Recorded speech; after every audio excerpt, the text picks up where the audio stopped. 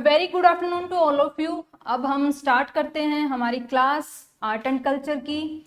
और आज की जो क्लास का टॉपिक है हमारा वो है महल और हवेलियां।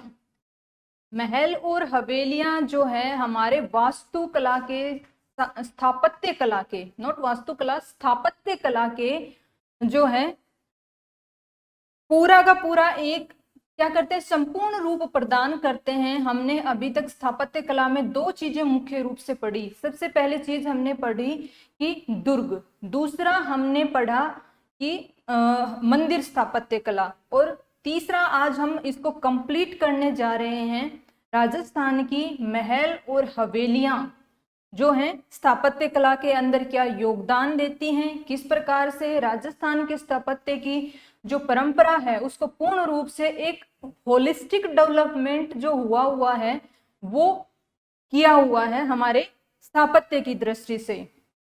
Okay Neha ji, class start हो गई है, आप रीज्वाइन करके देख सकते हैं। ओके प्रिया, पीयूष, जयदीप, सभी को गुड आफ्टरनून। ठीक है, उससे पहले कि हम आज की क्लास स्टार्ट करें, पिछली बार की दो चीजें थी कि रानी जो कनकावती ने जगत मंदिर का आमेर में जो निर्माण करवाया था वो कौन से राजा मानसिंह की थी, तो वो याद करेंगे आप। राजा मानसिंह प्रथम की पत्नी थी और उनके पुत्र जगत सिंह का जगत शिरोमणि मंदिर का निर्माण जो है आमेर के जो फोर्ट्स हैं उसकी बैक साइड में आमेर में हो रखा है। ओके पॉलिटी की क्लास क्यों नहीं है वो सर बताएंगे बेहतर तरीके से। शायद उनकी किसी वजह से सर नहीं आ पाए हैं, तो आज इस वजह से पॉलिटी की क्लास नहीं हुई है। कोई नहीं, हम जल्दी मिल गए हैं, थोड़ा हम पढ़ लेंगे, थोड़ा सा एक्स्ट्रा पढ़ लेंगे अगर क्लास पूरी कर लेंगे। ठीक है, देख जो सेकंड जो चीज है वो क्या है हमारी, कि सोनी जी की नसिया पे एक थोड़ा डाउट क्रिएट हो रहा था। तो सोनी जी की नसिया हैं, ये एक जैन मंदिर है, अजमेर में है, ऋषभ देव जी का मंदिर है और सोनी फैमिली के द्वारा ये बनाया गया है। इसमें लगभग 1000 किलो सोने का इस्तेमाल इसकी सजावट में हुआ है। ये सारी विशेषताओं के साथ में सोनी जी की नसिया अजमेर में अवस्थित है। ओके, तो आज की इस क्लास को हम यहीं से स्टार्ट करते हैं। आज का हमारा टॉपिक है महल और छतरियां। ये हमारा जो है पहला टॉपिक है। छतरियों से पहले हम हवेलियां भी साथ में देखेंगे। तो महल और हवेली ये जो है वास्तुकला,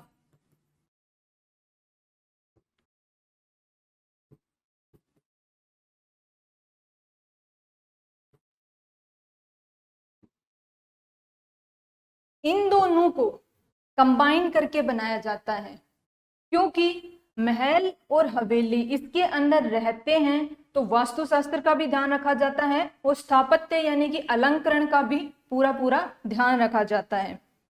इसमें मैं कोशिश करूंगी कि आपको एरिया वाइज पूरा का पूरा कवर करवा दूं, ताकि हमारा जो मुख्य मुख्य रूप से जितने भी हैं वो सारे के सारे कवर हो जाएं। बाकी के अगर कोई छोटा एक आध रहता है तो वो ये मान लीजिए कि आप एग्जाम के अंदर इतना ज्यादा इम्पोर्टेंट नहीं था, इस वजह से ही मैंने उसको कहीं ना कहीं अलग रखा है। बाकी मैंने मोस्टली जो 99% है इम्पोर्टेंट वो सबके सब इसके अंदर हवेलियां और महल और जो छतरियां हैं वो कवर किए हैं। ठीक है, स्टार्ट करते हैं हम। तो एक मैंने नोट लिखा हुआ है, जैसलमेर और शेखावाटी क्षेत्र, रीजन मतलब क्षेत्र में सबसे ज्यादा हवेलियां हैं। आपको ये याद होना चाहिए कि जैसलमेर और शेखावाटी क्षेत्र के अंदर सबसे ज्यादा हवेलियां होती हैं। हम शेखावाटी के अंदर अगर बात करें तो कौन कौन सी, जैसे कि हमारा नवलगढ़ है, सीकर है, रामगढ़ है, लक्ष्मणगढ़ है, फतेहपुर है, चूरू की हवेलियां हैं। तो शेखावाटी क्षेत्र तो भरा हुआ है पूरा हवेलियों से, इतनी खूबसूरत, इतनी सारी हवेलियां उसके अंदर हैं। तो जैसलमेर और शेखावाटी क्षेत्र, शेखावाटी के अंदर कौन कौन सी आती हैं?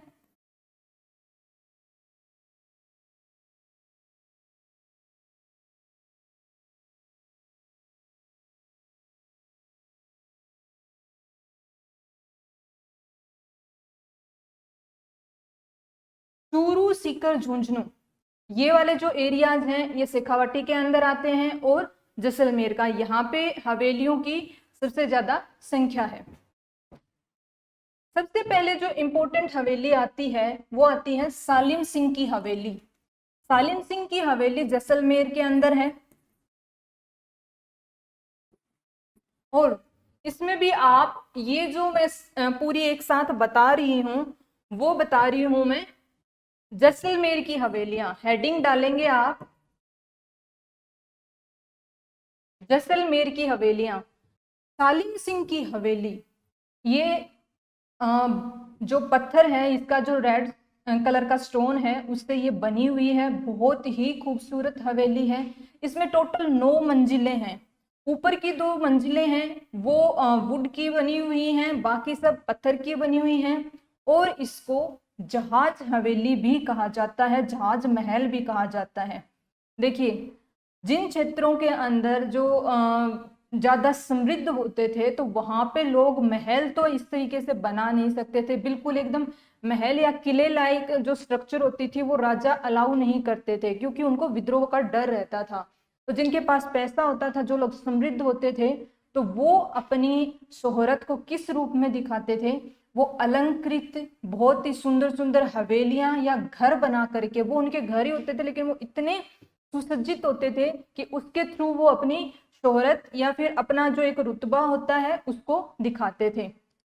तो उसी श्रेणी में आप यहाँ पे देख सकते हैं, ये सालिम सिंह की हवेली का ही चित्र है, जिसके अंदर ऊपर की जो मंजिल है उसको इसी वजह से ये एक बाहर निकला हुआ मेहराब पे बना हुआ जो है मंजिल है, तो इसको बोला जाता है जहाज जैसी स्ट्रक्चर वाला जहाज महल भी इसको कहा जाता है। ये बिल्कुल आप देख सकते हैं कि ऊपर ही ऊपर की जो मंजिल है उसको इस प्रकार से बनाया गया है। इन हवेलियों की खासियत क्या होती थी? इन हवेलियों की खासियत होती थी कि झालर जो कि पत्थर की ही बनी होती थी, इस प्रकार से झालर बनाना जिसपे अलंकरण होते थे काफी सुसज्जित। तो इनको पूरा एकदम आर्टिकुलेटेड बहुत ही सुंदर तरीके से बना करके इनको रूप दिया जाता था, जैसा कि हम यहाँ पे भी देख सकते हैं। देखिए, ऐसे तो अगर हम आज के मॉडर्न एरा में बात करें तो हमें ये सब अनावश्यक लगेगा कि क्या जरूरत है, सिंपल ऐसे होना चाहिए, इतना कौन करे, लेकिन उस टाइम के कारीगर ये मशीनों से नहीं हाथों से करते थे। इसीलिए आज और हम जो है इसको पढ़ते हैं, क्योंकि ये एक रियल आर्ट है आर्किटेक्चर का। तो ये हमारी हो गई सालिम सिंह की हवेली। इसके अंदर टोटल 9 फ्लोर हैं। टॉप 2 फ्लोर्स हैं वो वुड यानी कि जो है लकड़ी के बने हुए हैं, और 7 जो फ्लोर हैं वो पत्थर के बने हुए हैं। जो बलुआ और रेड कलर का जो पत्थर है वो आपको दिख रहा है। इतना डिटेल में हमें याद नहीं करना, हमें ये याद करना है। नेक्स्ट जो आता है वो आती है हमारी, ये फर्स्ट हो गई। सेकंड है नथमल जी की, नाथमल जी भी कह देते हैं और नथमल जी भी कह देते हैं। नथमल जी की हवेली, ये जैसलमेर की हवेलियां हैं, ये इस प्रकार से था। ठीक है, तो नथमल जी की हवेली है, इनके आर्किटेक्ट यानी कि बनाने वाले वास्तुकार जो हैं वो थे, ये 4 नहीं लिखा हुआ है, लालू लालू, थोड़ा टाइपिंग मिस्टेक है, हाँ, लालू और हाथी। लालू और हाथी या हाथी भी किसी किसी बुक के अंदर मिला हुआ है। देखिए, कुछ हवेलियां जो हैं उनका जो वास्तुकला है, उनका जो स्थापत्य कला है वो इतनी नायाब है कि उसके जो वास्तुकार होते हैं उस पे भी क्वेश्चंस बन जाते हैं। तो उसी के पॉइंट ऑफ व्यू को ध्यान में रखते हुए हमने यहाँ पे क्या लिखा है कि नथमल जी की हवेली है, इसके वास्तुकार हैं लालू, आप लोग यहाँ पे लिखेंगे लालू एंड हाथी, जहां पे कुछ पुस्तकों में इनको हाथी भी लिखा हुआ है, हाथी या हाथी। तो वो नथमल जी की जो हवेली है जैसलमेर के अंदर अवस्थित है, इसके वास्तुकार हैं। नेक्स्ट आती है हमारी पटवों की हवेली। पटवों की जो हवेली है वो भी जैसलमेर में है और इसी प्रकार से उसकी भी अपनी कुछ खासियतें हैं, खूबसूरत है वो। तो याद हमें ये होना चाहिए कि ये हिंदू, ईरानी और मुगल शैली के अंदर, हिंदू, ईरानी और मुगल शैली तीनों का एक सम्मिश्र रूप है हवेलियों में। हवेलियों के अंदर तीनों की तीनों टाइप की जो आर्किटेक्चर है वो इंक्लूडेड है हमारी पटवों की हवेली के अंदर। अब देखिए, मैंने आप लोगों की सहूलियत के लिए कुछ यहाँ पे ट्रिक्स बनाई हैं और उन ट्रिक्स से आपको एक तो ये याद रहेगा कि जैसलमेर के अंदर आ जाता है। जैसे कि हमें मैच द फॉलोइंग के अंदर किसी हवेली को किसी एरिया से मैच करवाना है, तो हमें पता होना चाहिए कि सालिम सिंह की हवेली जैसलमेर में है, नथमल जी की हवेली वो भी जैसलमेर में है और पटवों की हवेली भी जैसलमेर में है, जो प्रसिद्ध हवेलियां हैं। तो एक साथ कैसे याद रखेंगे कि ये हवेलियां जैसलमेर के अंदर हैं, तो उसकी ट्रिक आप लोग यहाँ पे नोट डाउन करेंगे। देखिए, सालिम के बटवे में नथ, सालिम जो हैं वो मार्केट गए और मार्केट जा करके वो सारे पैसे उनके खर्च हो गए घर की दूसरी चीजें लाने में। तो उनको लगा कि बीवी नाराज हो जाएगी, तो सोचा कि कुछ ना कुछ तो ऐसा लेके ही चलना होगा। तो उनके बटवे में जितने भी पैसे बचे थे उनसे उन्होंने एक आर्टिफिशियल एक नथ ले ली। तो इससे आप लोग यहाँ पे याद रखेंगे। देखिए, सालिम से क्या रहा, सालिम की हवेली, बटवा इज सिमिलर टू पटवा, तो ये यहां से मैंने कनेक्ट किया है। और नथ से क्या याद रहेगा, नथमल की हवेली। तो ट्रिक है सालिम के बटवे में नथ, सालिम के बटवे में क्या है, नथ है। तो यहां से याद रहेगा आपको सालिम की हवेली, नथमल की हवेली और पटवों की हवेली, ये तीनों जैसलमेर के अंदर हैं। अब हम करते हैं नेक्स्ट।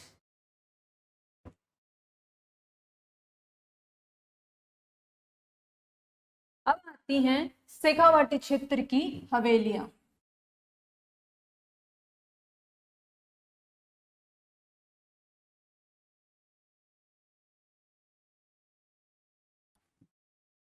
देखिए, शेखावाटी क्षेत्र के अंदर, जिसके अंदर झुंझुनू, सीकर और चूरू आते हैं, यहाँ पे हवेलियों की कमी ही नहीं है। बहुत सारी, बहुत ही सुंदर सुंदर और भित्ति चित्रों वाली यहाँ की खासियत क्या है, वॉल पेंटिंग्स।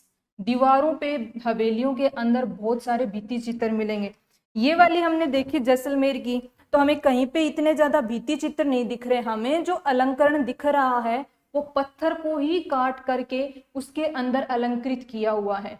लेकिन शेखावाटी क्षेत्र की जो हवेलियां हैं उसके अंदर खासियत आपको मिलेगी वॉल पेंटिंग्स की, भित्ति चित्र की, जिसके बारे में हम थोड़ी बात कर भी चुके हैं।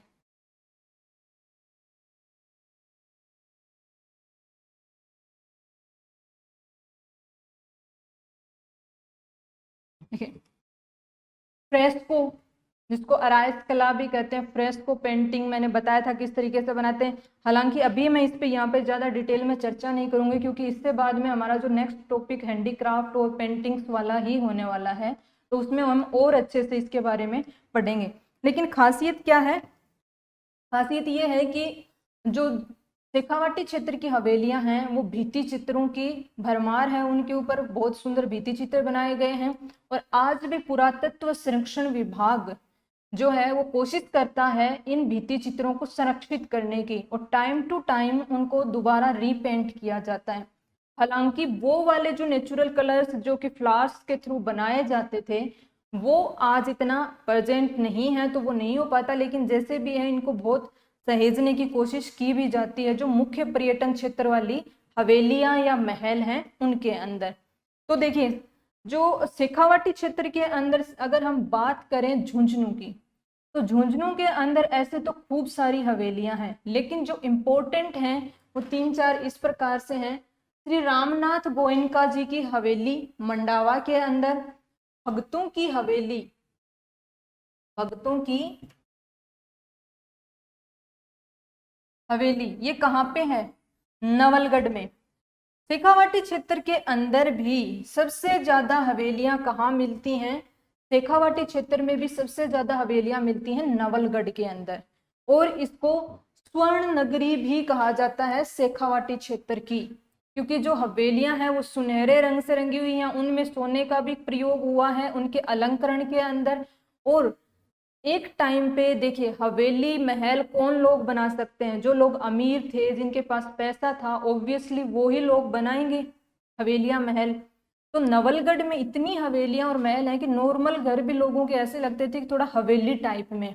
तो इसी वजह से इसको कहा जाता है स्वर्ण नगरी ऑफ शेखावाटी, क्योंकि नवलगढ़ में है जो है मैक्सिमम हवेली है यहाँ पे पूरे राजस्थान की ही। नेक्स्ट आती है सोना चांदी की हवेली।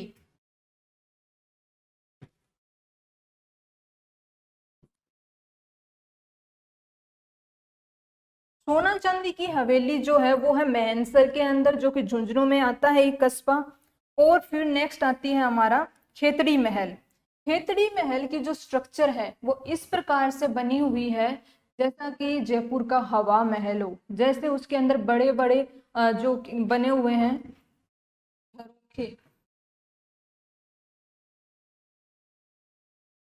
इस प्रकार जयपुर के हवा महल को देखते हैं तो एक बरामदे में खड़े होकर के देखते हैं तो दूसरा इसी प्रकार का नजर आता है, और बाहर से भी हमें पता है कि हवा महल कैसा है।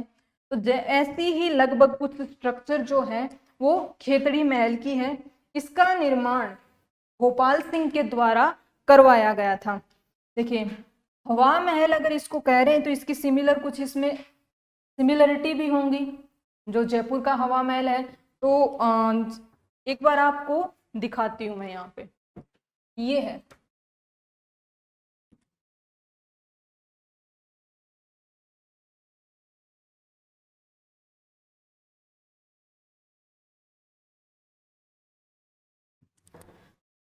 ये आप लोग देख पा रहे होंगे यहाँ पे, जैसे कि अगर जयपुर का हवा महल याद करें तो उसमें भी ऊपर की तरफ जाते हैं, अगर छत पे आप विजिट करने जाओगे तो इसी प्रकार की स्ट्रक्चर्स बनी हुई है। ये देखिए, ये इनर व्यू है, इसका आउटर व्यू देखेंगे तो भी वो ऐसा ही नजर आता है बिल्कुल, उसमें इतने सारे झरोखे बने हुए हैं। तो खेतड़ी की जो ये महल है तो ये हमारा बिल्कुल सिमिलर लगता है हमें हवा महल की तरह, तो इसको कहा जाता है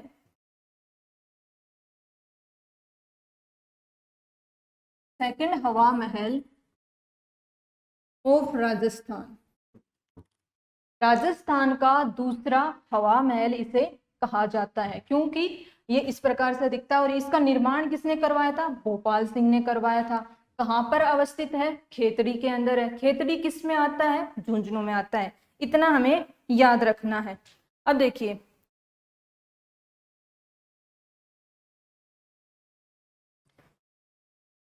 ट्रिक, आरबीएसके। आरबीएसके जो है वो राजस्थान में एक स्कीम भी चलती है जो बच्चों और महिलाओं के अंदर कुपोषण को कम करने के लिए आरबीएसके स्कीम जो है वो चलाई गई थी, वो भी झुंझुनू से ही शुरू हुई थी। तो उसी के लिए आप याद रखेंगे, जैसे कि आरबीएसके एक्चुअली में जिस टाइम पे ये स्कीम लॉन्च हुई थी हम पढ़ रहे थे तो उसी टाइम पे आई थी, तो उसी से मैंने याद किया था। आरबीएसके स्कीम झुंझुनू के अंदर ये लॉन्च हुई थी, तो झुंझुनू की ही हवेलियां अभी बाई मतलब एक कोइंसिडेंस से आरबीएसके से ही बन रही हैं। R for Ramnath Goenka, B for भगतों की हवेली, एस फॉर सोना चांदी हवेली, और के फॉर खेतड़ी, क्योंकि के की खेतड़ी की स्पेलिंग के एच से होती है, तो के फॉर खेतड़ी महल। यहाँ पे आप लिख भी लीजिए ताकि आपको और अच्छे से याद रहे। खेतड़ी में इस प्रकार से लिख लीजिए। तो आरबीएस के स्कीम कहाँ के लिए लागू हो गई? हवेली और महलों की झुंझुनू के लिए हमने लागू कर दी। ये आपकी ट्रिक हो गई यहाँ पे। ओके, गुड आफ्टरनून रणवीर जी।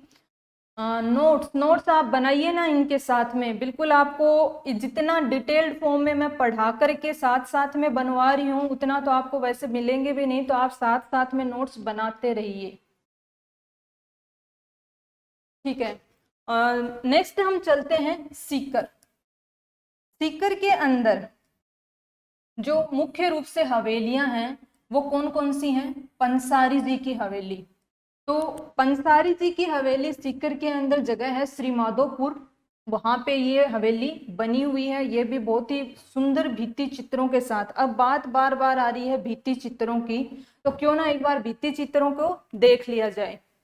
ये होते हैं भित्ति चित्र।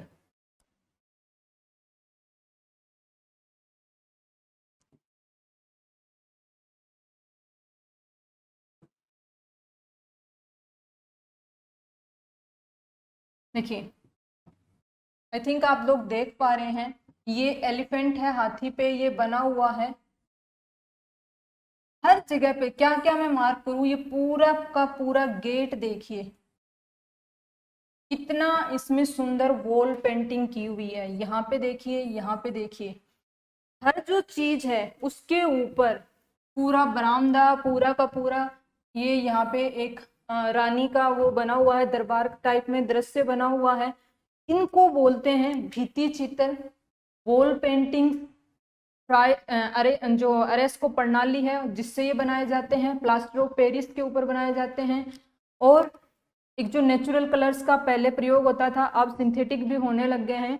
इनको ही क्या किया जाता है, टाइम टू टाइम इनको रीपेंट किया जाता है, इनको संरक्षित किया जाता है, इन पे लेप लगाए जाते हैं ताकि ये खराब नहीं हो। इन भित्ति चित्रों की हम बात कर रहे हैं और आगे भी इनके बारे में और डिटेल से पढ़ेंगे। देखिए, सीकर की हम बात कर रहे थे, write down it, Sikar. Sikar की हम बात कर रहे थे, तो पंसारी की हवेली श्री माधोपुर के अंदर है, और खेम का सेठों की हवेली ये भी सीकर में आती है, और रानेड़ी वालों की हवेली, केडिया हवेली, राठी हवेली। देखिए, आपको इतना ज्यादा डेप्थ में जाकर के याद करने की जरूरत नहीं, और याद भी नहीं रहते हैं, रियलिटी यही है। आज इस क्लास के अंदर भले ही आप क्यूरियोसिटी इस चीज की रख लो कि ये वाली हवेली भी एग्जैक्टली कहाँ पे है, ये वाली हवेली केडिया हवेली भी एग्जैक्टली कौन से गांव कौन से कस्बे में है सीकर के अंदर, ये आज तो भले ही पढ़ लो, लेकिन एग्जाम के अंदर इतना सारा सिलेबस, इतने सारे सब्जेक्ट, सब कुछ हो जाएगा। और अननेसेसरी है, वो इतना डेप्थ में नहीं पूछा जाता। सीकर के अंदर पूछ लेंगे कि सीकर में कौन कौन सी हैं, तो सीकर में हमें याद होना चाहिए पंसारी जी की हवेली, खेमका सेठों की, रानेड़ी वालों की, केडिया और राठी हवेली। जिसमें सबसे फेमस है पंसारी जी की हवेली, जो कि श्री माधोपुर के अंदर है।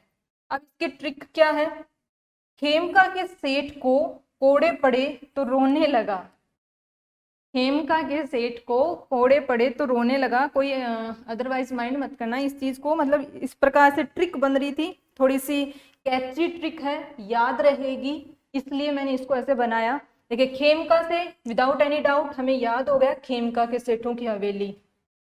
सेठ से जो है हमारी खेमका सेठ ही हो गया यहाँ से, ठीक है, ओके। कोड़े से केडिया, कोड़े इज सिमिलर टू केडिया। पड़े तो रोने, रोने से रोनेडी वालों की हवेली। और ओके, राठी हवेली एक बच गया है, तो वो वैसे हमें याद कर लेंगे। ओके, यही ट्रिक है, एक राठी हवेली इसमें बचा है, बाकी हमने पूरा का पूरा क्या कर लिया, ट्रिक के अंदर कवर कर लिया कि खेमका के सेठ को कोड़े पड़े तो रोने लगे। तो इसमें सारी की सारी हवेलियां सीकर की क्या हो गई, आपकी इंक्लूड हो गई।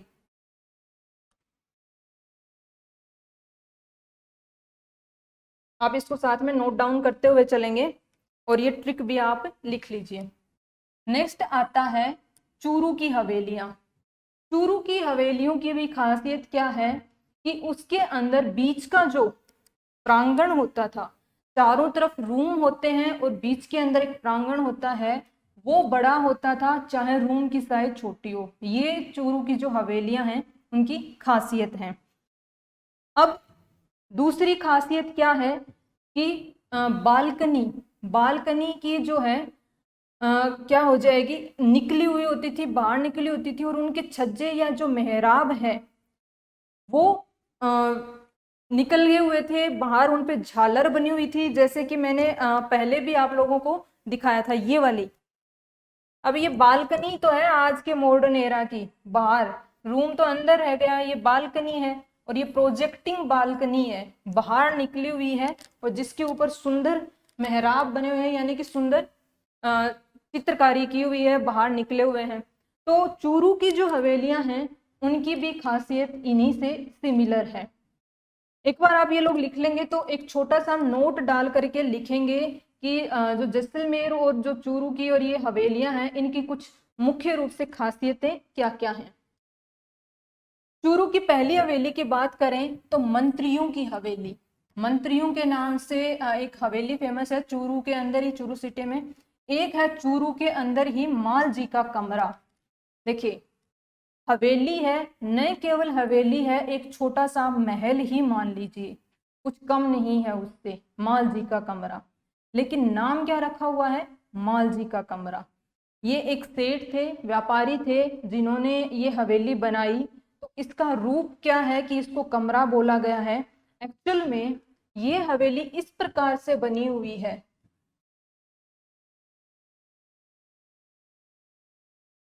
चारों तरफ से, चारों तरफ से इसके क्या बने हुए हैं, ऐसे रूम। ये बीच का आंगन है।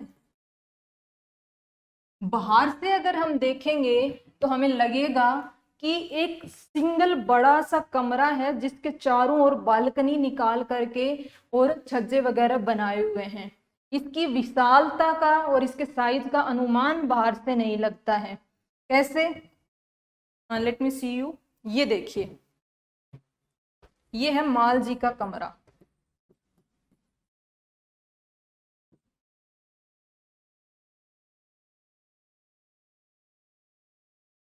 अब इसको बाहर से देखने से हमें यही लग रहा है कि ये एक बाहर का सजावटी है, ये भी है, और पीछे कोई अनुमान नहीं हो रहा है कि पीछे कितने रूम्स बने हुए हैं, पीछे कितने सारे इसके अंदर एरिया है या कितना बड़ा आंगन है, वो सभी अ, हमें एहसास नहीं होता है इसको देख करके। तो बाहर से हमें ये इसी प्रकार से ये एक फ्रेज बन गई है कि हवेलियां हैं उनका बाहर से अगर हम देखेंगे तो बड़े बड़े उनका पता लग जाता है कि किस प्रकार की कितनी बड़ी हवेली है, लेकिन इसको देख के पता नहीं लग रहा, तो कह दिया गया कि ये तो एक कमरे की तरह ही दिखती है। क्योंकि प्राचीन टाइम पे दरवाजे होते थे, हमारे अभी भी गाँव में दरवाजे मिल जाते हैं, जो इतने बड़ा तो एक दरवाजा होता था। तो वो दरवाजा क्या है तो एक सिंगल एंटिटी ही, है तो एक सिंगल चीज ही। उसी प्रकार से ये भी कहा गया कि बाहर से तो ये सजावटी है लेकिन ऐसे लगता है कि इसका एरिया इतना ही है जैसे कि एक कमरा हो।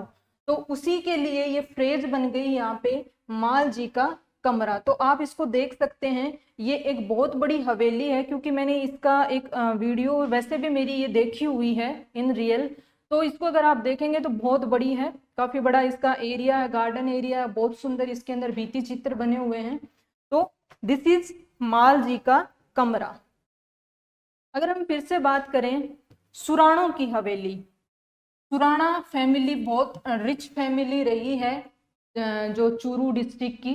तो सुराणों की हवेली भी है, इसको कहा जाता है चूरू का हवा महल। देखिए कौन कौन से हवा महल हैं, हमें ये उपनाम याद ही रखने होंगे, यही आर्ट एंड कल्चर की खासियत है। हवा महल जो जयपुर में है वो तो हवा महल है ही, साथ में ही शेखावाटी का हवा महल, या फिर राजस्थान का सेकंड हवा महल हमने पढ़ा खेतड़ी के महल को। और अब यहाँ पे आता है चूरू का हवा महल। तो सुराणों की हवेली को कहा जाता है चूरू के हवा महल। नेक्स्ट आती है दानचंद चोपड़ा की हवेली। ठीक है, ये सुजानगढ़ में है, इट्स नॉट जुजान, सुजान।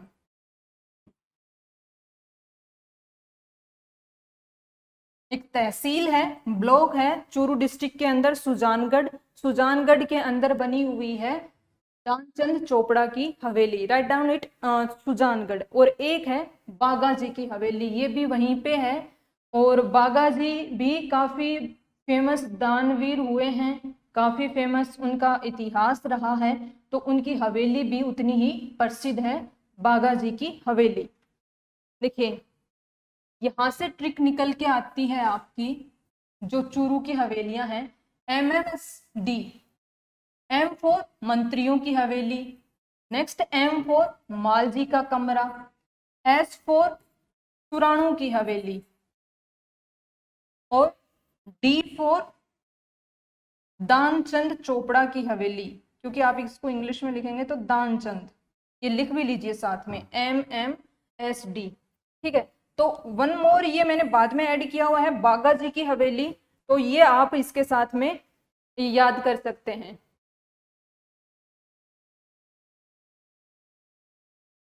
इसमें यहीं पे ऐड कर लीजिए MMSDB, बी भी यहीं पे ऐड कर लीजिए, बागा जी की हवेली, तो ये एक ट्रिक हो जाएगी।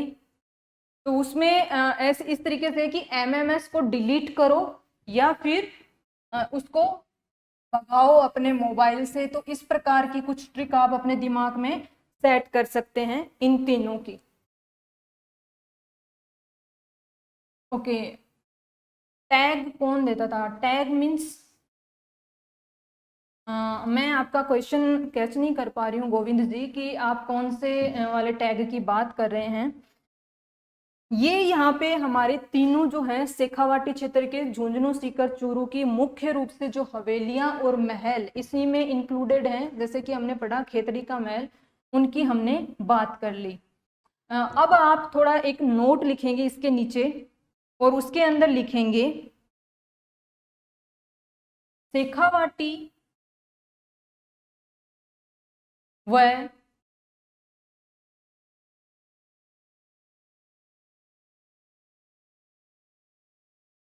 जैसलमेर क्षेत्र की हवेलियों की खासियत या विशेषताएं, विशेषताएं वर्ड भी आप लिख सकते हैं।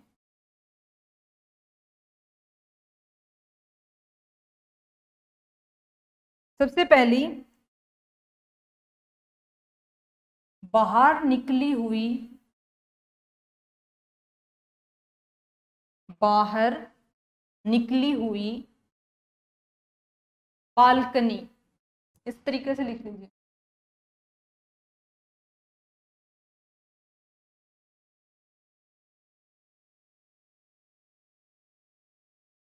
वह, बालकनी के साथ में ही वह, उनमें बने झरोखे, झरोखे बनते हैं ना, जैसे अभी अपन ने देखी थी, ये हवेलियां देखी थी, ये हैं, जैसे ये हवेली है हमारी, तो इसके अंदर अलग अलग बालकनी है, ये बालकनी में ये बड़ा झरोखा हो गया, इसके ऊपर रेलिंग लगी हुई है। जैसे महल होते हैं, हवेलियों से भी ज्यादा क्या होते हैं, महल होते हैं, उनके अंदर हम झरोखे देख सकते हैं, जैसे कि ये, हालांकि ये खिड़की का रूप दे दिया गया इनको, बाद में छोटा होता है झरोखा, बिल्कुल एक हवा महल को आप देखेंगे ना, आइडियलिस्टिक जो एग्जाम्पल होगा झरोखों का, तो वो हवा महल की फोटो देखेंगे तो उसमें बिल्कुल छोटे छोटे, इतने से इतने, वो ऐसे लगते हैं कि ये बनाए भी कैसे होंगे, इतने छोटे छोटे से गेट उसमें बने हुए हैं झरोखों के अंदर, तो वो चीज है। दूसरी विशेषता आप लिखेंगे शेखावाटी, लिख के शेखावाटी आप ब्रैकेट में डाल दीजिए, क्योंकि जैसलमेर में कम मिलते हैं भित्ति चित्र, लेकिन मुख्य रूप से शेखावाटी, ऐसे लिख दीजिए, मुख्य रूप से शेखावाटी, उसमें लिखिए भित्ति चित्र, भित्ति चित्र। तीसरा पॉइंट आप लिखेंगे बड़े बड़े बरामदे,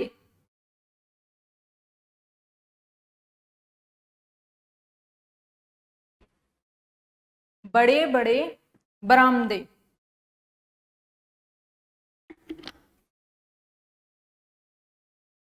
चौथी विशेषता आप लिखेंगे झालर नुमा, झालर नुमा,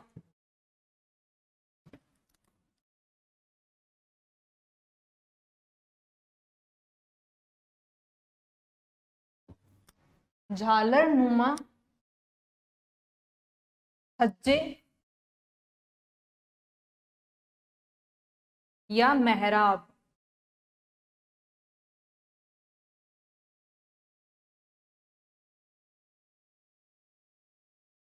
इसी में लिखेंगे कि इसी पॉइंट में कंटिन्यू, जैसलमेर की हवेलियों में,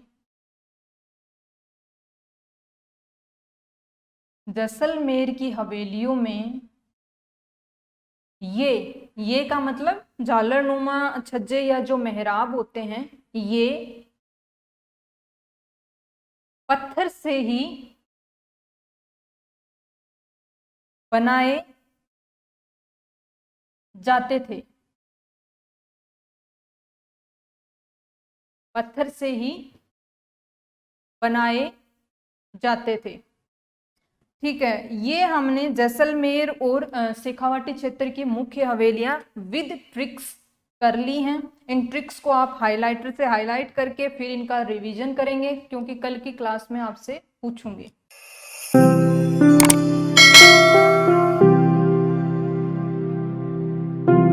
अधिक जानकारी के लिए संपर्क करें पतंजलि, रिद्धि सिद्धि चौराहा के पास, गोपालपुरा बाईपास, जयपुर। कॉल करें 72406 72406।